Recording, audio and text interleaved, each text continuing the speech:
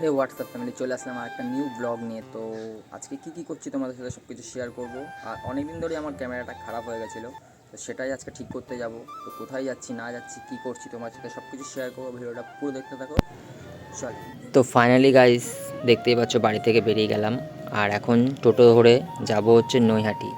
তো নৈহাটি পৌঁছে গেলাম আর ওয়েট করছি, দুটো বন্ধু আসবে আমার, তাই আমরা একসাথে যাব মেট্রো গলি।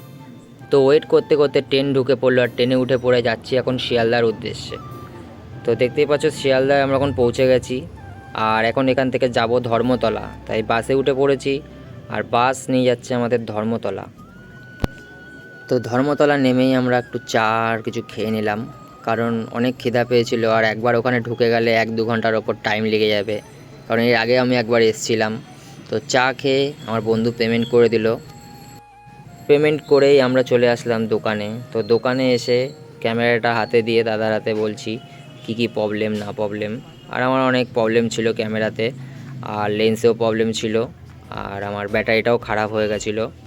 তাই সব কিছু বললাম, দাদা বললো 1 ঘন্টা টাইম লাগবে। তো আমরা বললাম ঠিক আছে, আমরা একটু ঘুরে আসলাম। ততক্ষণে আমাদের ক্যামেরার কাজও শুরু হয়ে গেছে, দেখতেই পাচ্ছ তোমরা। সুন্দরভাবে নিখুঁতভাবে দাদা কাজ করলো। এটা হচ্ছে মেট্রো গলি।